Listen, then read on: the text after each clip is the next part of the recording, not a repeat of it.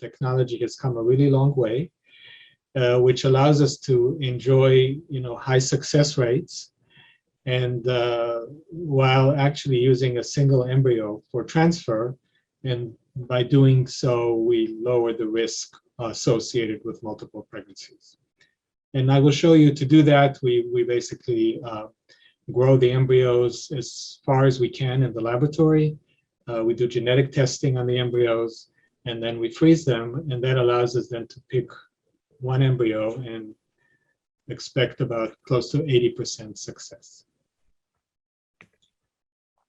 And the process. So very, very simply, this is IVF. We do it in two parts. The first part, which takes about a month, is where we create the embryos. We create them, we grow them, we test them, and we freeze them. We start, of course, in order to make the embryos, we need the sperm and we need the eggs. So I guess if it's your egg or it's the donor's eggs, the process is the same. Once we have the sperm here, I'll briefly touch on that, and we have the donor. The donor goes on a 2-week course of medication to boost up her egg production. So we would expect from an egg donor to produce close to 20 eggs. And that's important because not even with a young, healthy donor, not all of the eggs are good. So after about 2 weeks, she has a procedure, which is really now a simple office procedure. We call it the egg retrieval, where we harvest the eggs. The eggs are then fertilized. We grow the embryos in the laboratory for 5 or 6 days until they reach what's called the blastocyst stage. So, of course, not all the eggs or all the fertilized eggs are viable or good. So therefore, in the process of growing them, we would lose usually typically maybe 30 or 40%. But those that remain are, of course, the strongest, the more viable. And then on top of that, we take those blastocysts that look good and put them through what's called PGS, or genetic testing, to make sure that their chromosome complement is normal as well. Again, we lose about 30 or 40%, and then we're able to identify those embryos that not only look good, but also and as far as the components, as I said, it can be any combination. So it could be your genetics, can be an egg donor, or can be a sperm donor. So for, of course, for clients that are, just go back for one second. Sorry. For clients that are abroad, right, if you're using your own genetics, we will individually figure out what is the most effective way to do it. But for example, if we need to get sperm here and use an egg donor, an American egg donor, it's easy enough to actually get the sperm frozen in Europe and shipped to us. Again, we have a lot of experience with that, and it does not appear to have any negative impact on the success.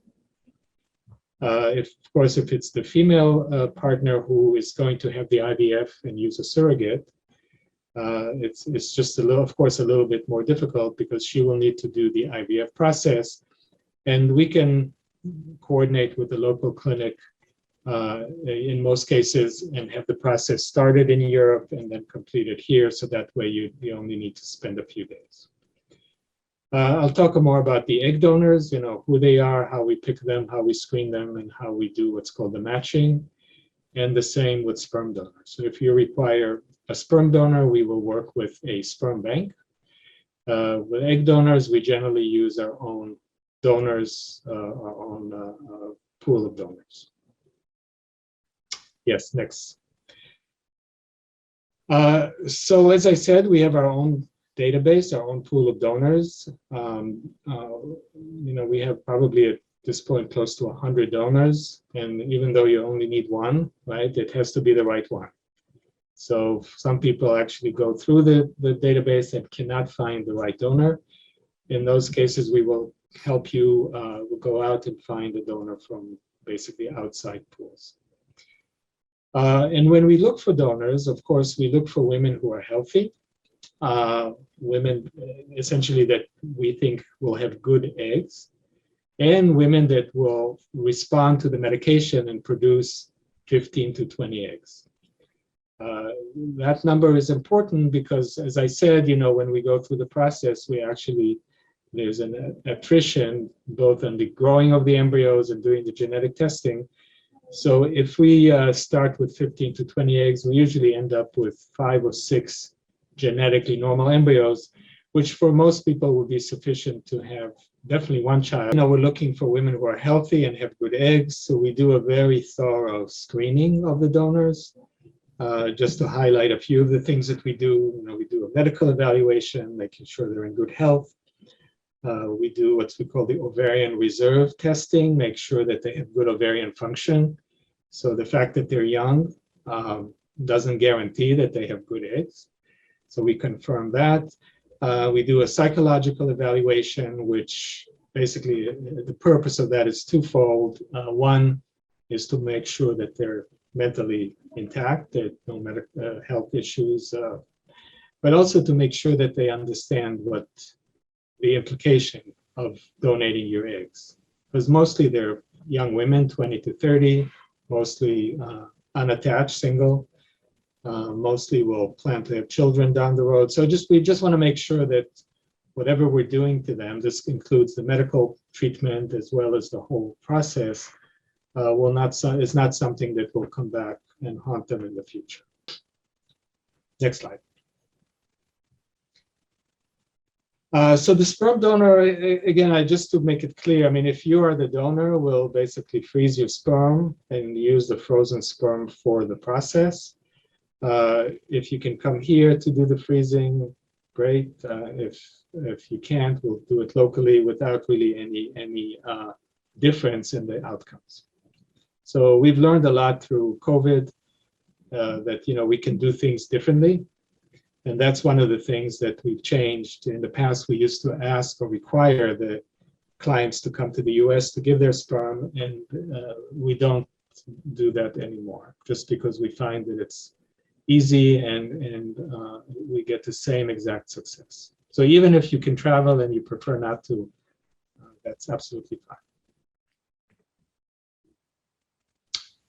And of course, the surrogate, and as I'm sure you know, is that the surrogacy is legal in the US, but not in all states. Actually, there's more and more states now where it's legal, but each state is a little bit different as far as their laws and regulation.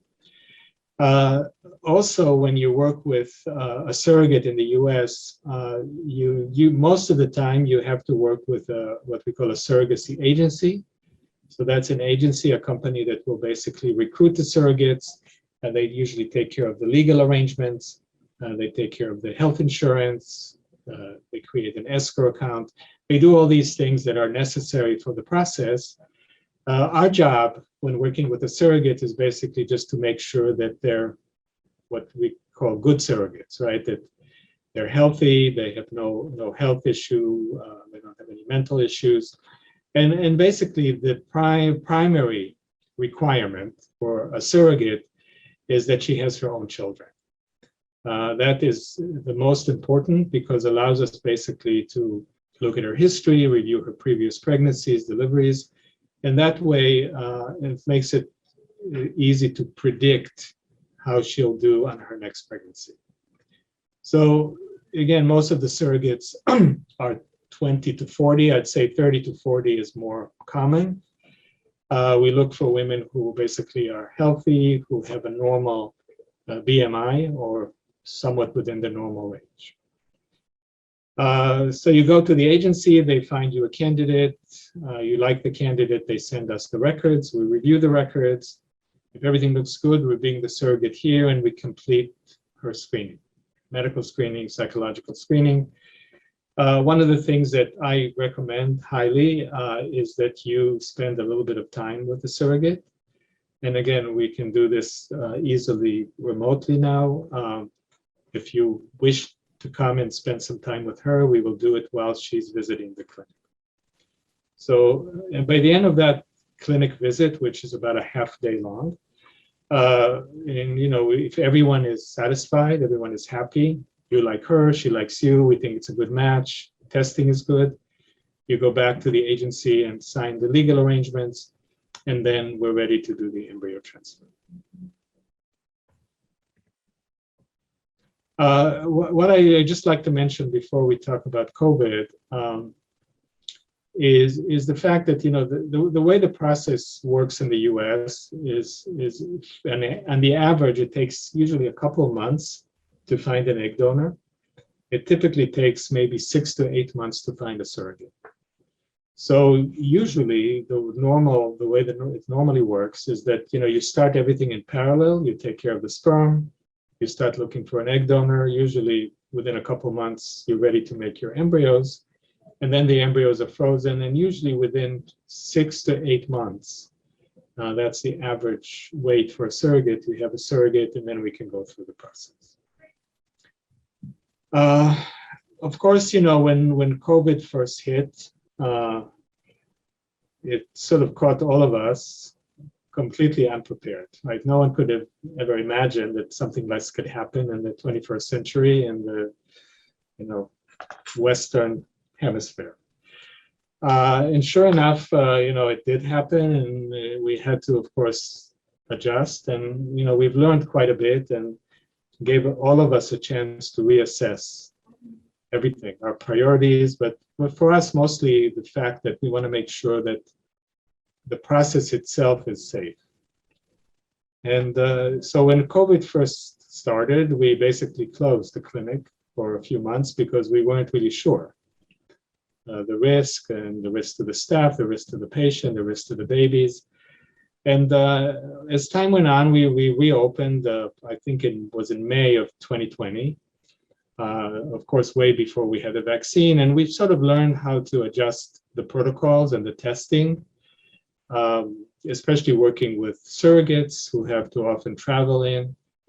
And knock on wood, thankfully, we actually went through the whole, the worst part of the epidemic before the vaccine, without really having any cases, the staff or the patients. So those protocols actually are still in place, but now we of course have the vaccine, and we encourage people to get vaccinated. Vaccinated when they're planning to become pregnant, or even when they are pregnant, and that's sort of become the recommendation, pretty much across the board. And by now I think pretty much everyone knows that, but pretty much the FDA and the Center for Disease Control and the American Fertility Society and the European Commission basically all recommend the vaccine. They all recommend that women who are planning to be pregnant or women who are already pregnant get vaccinated. First, second, third trimester. We know, for example, we've learned actually from the beginning that the virus does not cross to the baby. So it's not like Zika, for example, which can affect the baby and cause damage. We know that actually the antibodies do cross to the baby. So either if you have it or you're vaccinated, the baby will get the antibodies. But we also know that women basically during pregnancy have a somewhat compromised immune system. And when they get sick, they're sicker than non-pregnant women. And by just having a worse condition, higher risk of being in an ICU and higher risk of being on a respirator, of course it can put the baby at risk. Mostly what we see that there is a higher risk of premature deliveries in women who contract COVID during their pregnancy. So, this has become a thing, an issue especially with the surrogates, depending on where they're from in the US, because some of the states, mostly the southern states and the Midwest, there's more of an anti-vaccine movement. So that's something that we deal with individually. And of course, it has to be something that all parties are comfortable with. So if you're the parents and you're using a surrogate and you absolutely require that the surrogate gets vaccinated, of course, we will find someone who is vaccinated. But again, this is something that we've learned how to work with till the pandemic is over. Next. And this is sort of the end, and just to show you the timeline, basically starting with the sperm. So I always recommend, if you're using your own sperm, to get it tested first. Once it's tested, we talk about the logistics and what would work best. When you give the sample, we also do some blood work, just to make sure that we follow all the requirements and comply with all the requirements. In parallel, you start looking for your egg donor. As I said, usually within 2 months, most clients find a donor, and then we make the embryos. And while all this is happening, you're searching for your surrogate. And by the time you find your surrogate, the embryos are already frozen. And then we can very quickly schedule the embryo transfer. So from the beginning to end, I would say, probably about 18 months from the time you start until you have the baby. 9 months of that is the pregnancy, and then the other 9 months is mostly waiting for the surrogate. But that's sort of the average time that it takes. Great, thank you. What about surrogacy laws and egg donation protocols? Because you mentioned that surrogacy is legal in the US, but some states it's not. And I know that things have changed, haven't they, recently in New York, for example. So could you tell us a little bit more about that, please? Yeah, so the surrogacy is legal in most states. There's a few states where it's illegal. Of course, we don't work there. And then the laws vary from state to state. In some states, the surrogacy is basically legislated and it's legal. In some states, there are case laws but no actual law. It depends on your situation. If you're single, if you're a same-sex couple, if you're a heterosexual couple, basically we will need to find the right state where the procedure is simplest. Right?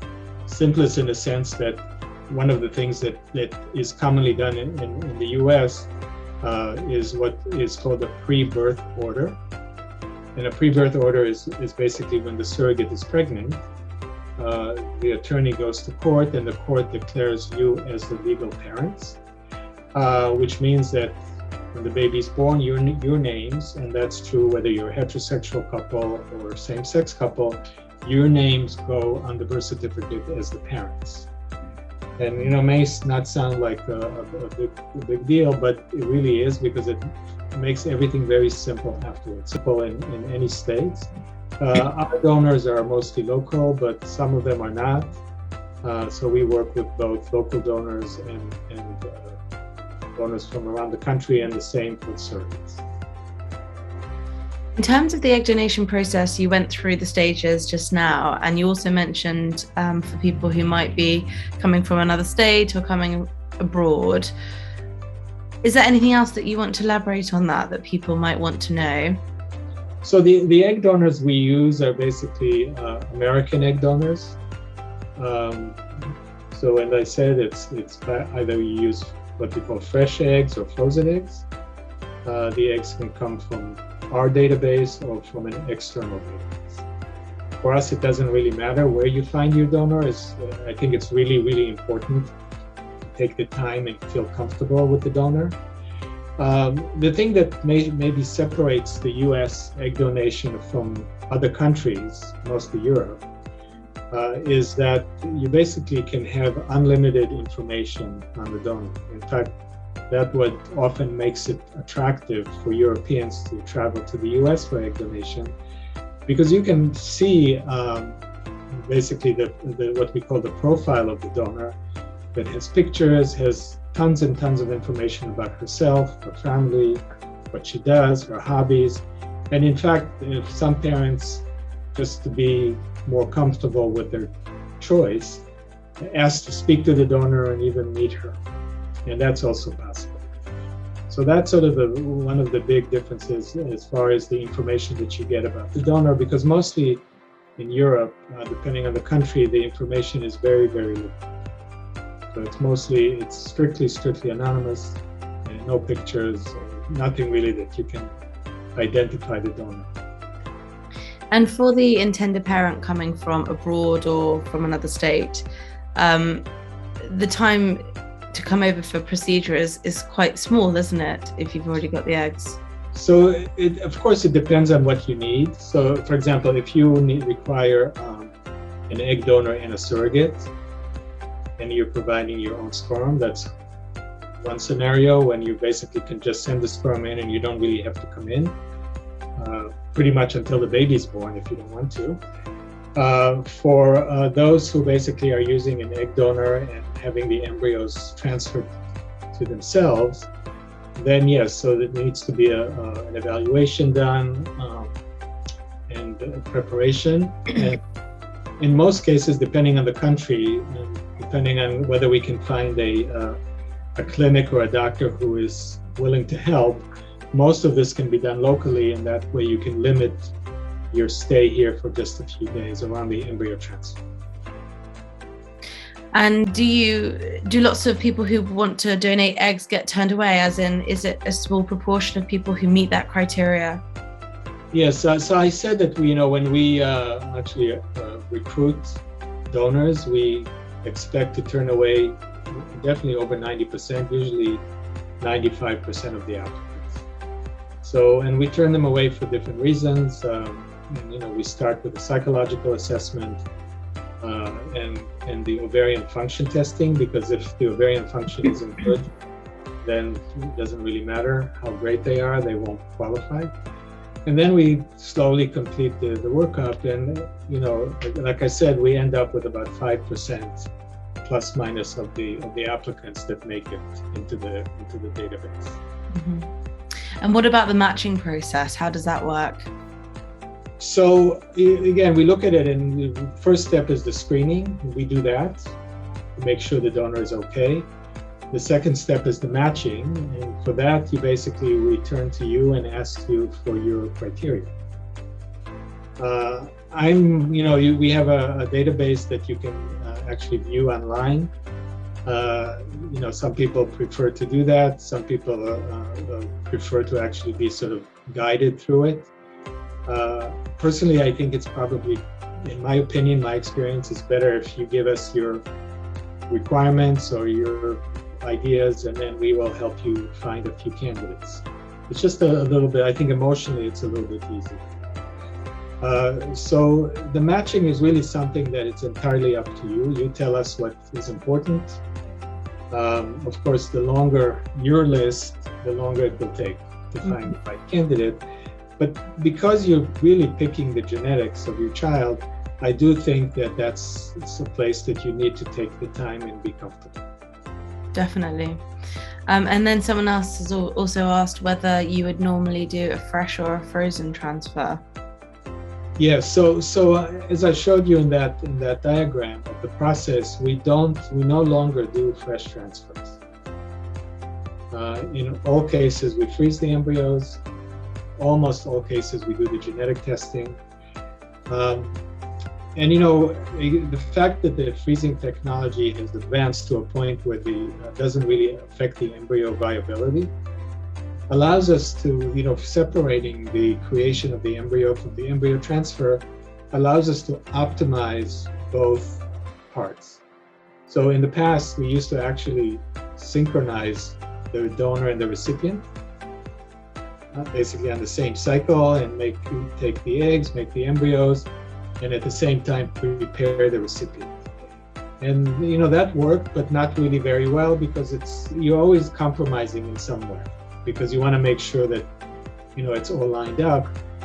If in the cases where we freeze the embryos, we can maximize the embryo quality, and then when it comes to the transfer, we can maximize the preparation of the uterus, regardless of the embryos.